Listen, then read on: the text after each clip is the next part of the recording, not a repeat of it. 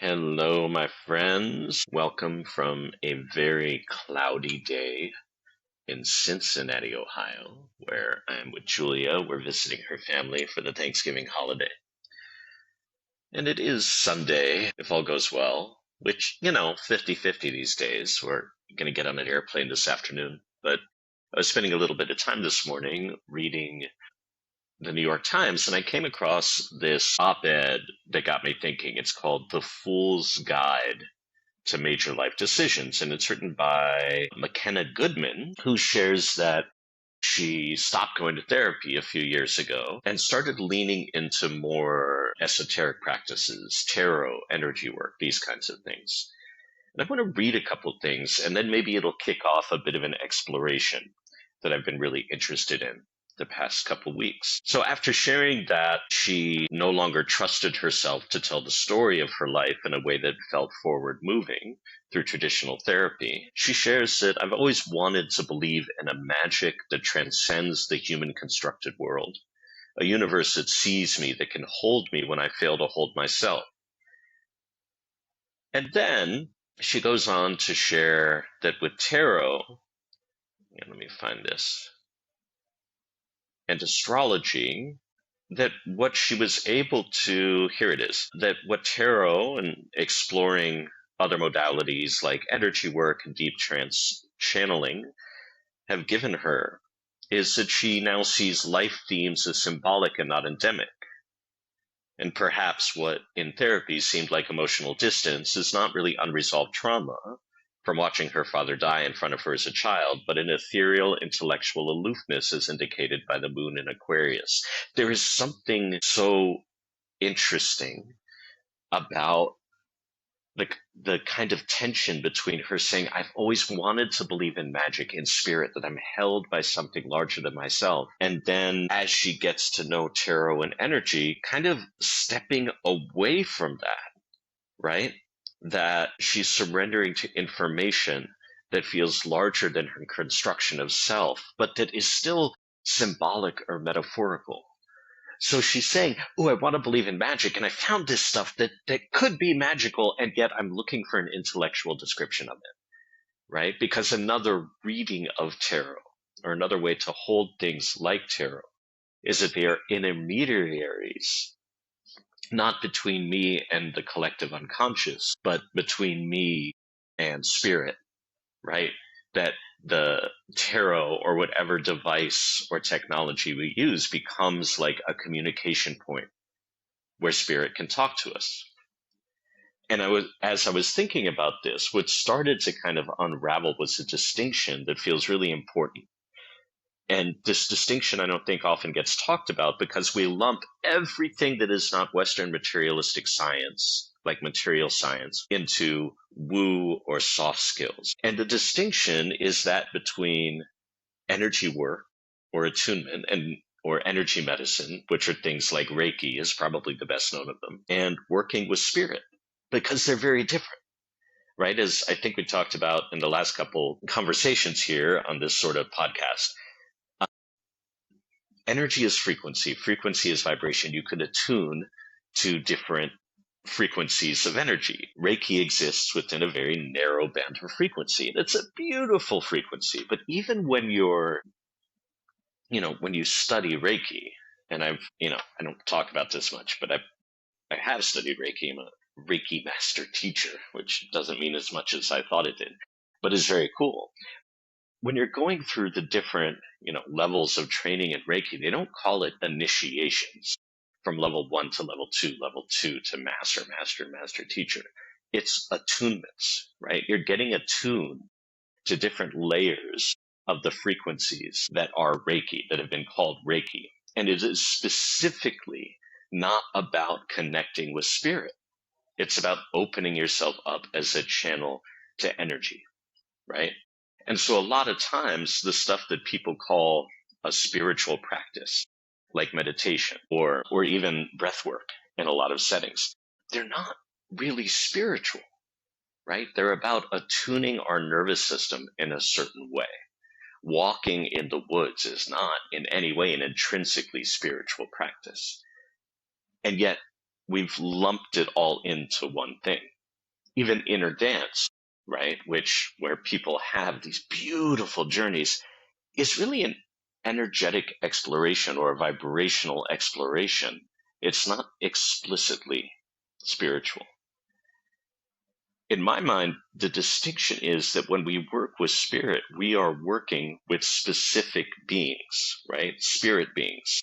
Do a little tangent here and talk again about John Dee, who was Queen Elizabeth's advisor. And he was two things. He was an astrologer, which is not a spiritual practice. Astrology is actually a very complex set of mathematical calculations that are designed and have evolved over centuries and eons to help us have some kind of an understanding of how the position and the relationship of the planets may be influencing our lives. Because just like everything in the living universe, we are in constant relationship and movement and a dance with everything from the molecules of air around us to the planets really far away. So he did that. And then he also had an ongoing conversation at relationships with what he called spirit beings. Now, what was interesting, and this episode is going all over the place because I am very much working this out in real time, but what was interesting is that when John Dee spoke publicly about the conversations that he had with these spirit beings, he called them angels, right? You can look this up, John Dee angel transcripts or angel conversations. But when he wrote about it in his journal, he called them spirit beings because he knew in the world that he was living in, Queen Elizabeth's England, if he called them spirit beings, he would be, probably burned or killed by the church. So he called them angels publicly. Anyway, so he held both of these things. He held the very complex mathematics and technology of astrology, and he held a relationship with spirit. So the distinction is real, and the boundaries can get a little bit muddy. I want to talk a little bit more about spirit as opposed to energy, and maybe share a couple of stories about my own work and relationship with spirit. So in core shamanism, the whole idea behind a shamanic technique or a shamanic practice is that you're entering into a non-ordinary state of consciousness, not using any substances, just using the beat of a drum. And in core shamanism, what you learn is that for thousands of years across cultures, people have used a drum beat as almost like a horse or a vehicle to ride into these non-ordinary states. And in these non-ordinary states, you connect with spirit helpers. And anybody you meet in these non-ordinary states, once you go to what's called the lower world or the upper world, any being you meet has undergone a process of purification. So they will only be helpful, right? So you don't have to worry about meeting demons or anything like that in this cosmology. And then these spirit beings access information from consciousness, which is the vast field of information that stretches across dimensions and realms of being, and they help you discover things or uncover things that you might otherwise not have access to. So a couple of examples of this, because I think we've all felt energy, right? Whether we're aware of it or not. You walk in the forest and you feel your nervous system slow down. You walk into a room and you feel either energized or depleted, right? Those are frequencies of energy that your body is detecting. Spirit, maybe we haven't all had an experience of being in conscious communication with. So the first time that I had an interaction with a spirit guide was actually during the moment that I spoke about in the very first episode of this podcast at a healing retreat that was facilitated by Dina Metzger, and it was a drum journey. And, I met with a very powerful spirit guide who took me on a journey and showed me things that you can learn about in episode 1 of this podcast. Another time, and then I've studied core shamanism quite a bit and have developed relationships with animal guides, animal spirits, helping spirits, ancestors. And those relationships are real, right? So when I talk about them, they are beings that are separate from myself, not projections. And I'll talk about that maybe in a little bit. Another time that I experienced spirit as opposed to energy was during a retreat on beautiful land north of New Mexico that was facilitated by Jose Luis Stevens and his wife Lena Stevens. On their property, they run the Power Path, which is, they've been around forever. They're amazing. And they had us spend just a day out on the land. They have about 900 acres north of Santa Fe. And towards the end of the day, I was sitting with my back against the tree, and suddenly the world got a little bit shimmery around me. And standing about 50 feet away, there was what I'll describe and what I experienced as a deer that existed not in my reality, not in my dimension. It was made out of crystal. It noticed me. It looked at me as if to say, I see you.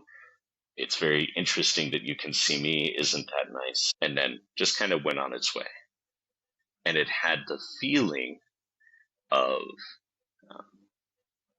crossing over into that non-ordinary state and interacting with a spirit being, not a frequency of energy, not some sort of a projection of my own consciousness, but another being that just exists in a slightly shifted reality.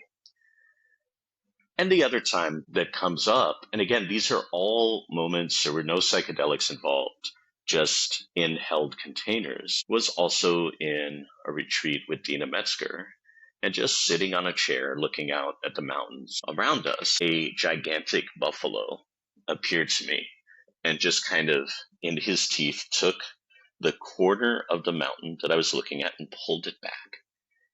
And suddenly it just revealed all of the energy and all of the different patterns that were dancing together to create what I was perceiving as a mountain. It was as if this being, this spirit being, kind of pulled back a layer of reality to show me, almost like a gift or a teacher, a layer of what was going on beneath. So all of these things to me are very real. When I talk about spirit, these are beings, these are real beings. And the reason I believe in them, the reason that I share that I have a relationship with them, is that I learned about them and I met them through direct experience, not through reading about it, but through having experiences that in my body, in my cells, were undeniably real and could be integrated into my day-to-day life in very concrete, useful ways. So we can attune to different frequencies of energy. We can attune to our own heartbeat. We can attune to the vibrations of our own body. And often, right, this is where inner work stops. It stops with, I can attune to my energy and my vibration. I can have a sense of what my story is. I can learn to work with groups in this way. And that is kind of the minimum baseline of learning to develop a relationship with spirit, if you're interested in doing that. And the reason for that is when we're dysregulated, right? When we don't have a relationship with ourselves, when we are not aware of our own energy and our own vibration and able to discern that in others, then chances are when we go into that non-ordinary state of consciousness, that's kind of a precondition to building a relationship with spirit, that we'll be projecting instead of perceiving, right? Because our nervous system really wants to see something. So step one is to settle and clear. And step two is to do whatever technique, whether it's drumming or the library technique that I teach to build relationships with spirit beings. I want to zoom out a little bit and talk for just a moment about what's important, or what I think is important about this distinction. And it goes back to something that has been a theme in these conversations since the beginning, which is the core wound, right, at the foundation of our culture is that of separation. And that separation is from ourselves, right? Our own intuition. That separation is from each other and genuine community, that we start to see each other as objects instead of beings that we're in relationship with. The separation is from the more than human world, right? The animals and the trees and the rivers. That separation is from spirit, source, and the sacred, and that separation is from our own ancestors, our ancestral wisdom and lineage. And each of those are like sub wounds within the larger wound of separation. And we kind of lump them all together. And they each require and ask for and have different approaches to healing them, right? In other words, the way that we heal the wound of separation from our own bodies and inner knowing could be meditation, right? It could be breath work. It could be somatics or ecstatic dance. The way we heal spirit, our relationship with spirit, source, and the sacred is through other practices, through making offerings, through learning really simple shamanic journeying techniques, which is very different than becoming a shaman, but like working with these techniques to develop relationships with spirit. Now, the interesting thing is that I think of each of these kind of sub wounds, these separations from ourselves, from each other, from the more than human world, from spirit, source, and the sacred, from ancestral wisdom. They're all connected. They're all doorways that lead to the same place of healing and wholeness. So whichever one we enter through, whichever one resonates most with us, if we go far enough through that doorway, they'll all start to intersect, right? In other words, if I start, my path takes me first on a shamanic path or a mystical path where I'm developing relationships with spirit beings, eventually they will start to show me and teach me how to heal the relationship with myself. If I bring more questions to them, they will teach me how to heal the relationships in community.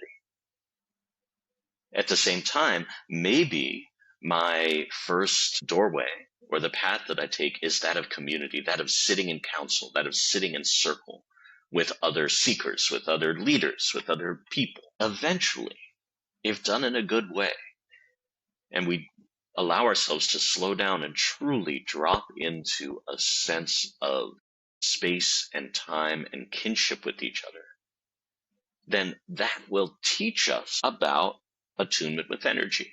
That will teach us about a relationship with spirit, because spirit beings will almost always, in my experience, enter the room.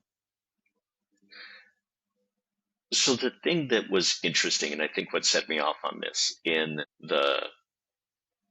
that op-ed in the New York Times, was that I think the writer is not alone in feeling this sense that getting really good at telling my story, which is the Western therapy way, only gets us so far. And then there is underneath, right? Underneath, there's this deep desire for magic, this deep desire for connection. And then even as we pursue it, for the most part in our culture, if we're educated in the Western education system, then there's this skepticism that comes in, or this distancing. Like, I want magic. I want the sacred. And tarot gives me access to a collective unconscious, and then it helps me know myself better. There's still this individualism. And I think that the healing at a collective level that's being called forth right now is not about the individual, although that's part of it, but it's about the we. How do we reestablish that to get to that core wound of separation? And I think one of the things that is calling that collective healing forth right now, and we've talked about it before, is the development of AI. That we have taken the sum total of knowledge that has been generated by this hyper-individualistic pursuit of understanding and parsing and analysis. And we've created something that's better than us at it, tremendously inefficient, and again, all about separation. If you think about literally what AI is doing in the background, it is separating each letter into code, going through an advanced predictive analysis that even the people who made it don't really know what it's doing, and then it's resynthesizing it.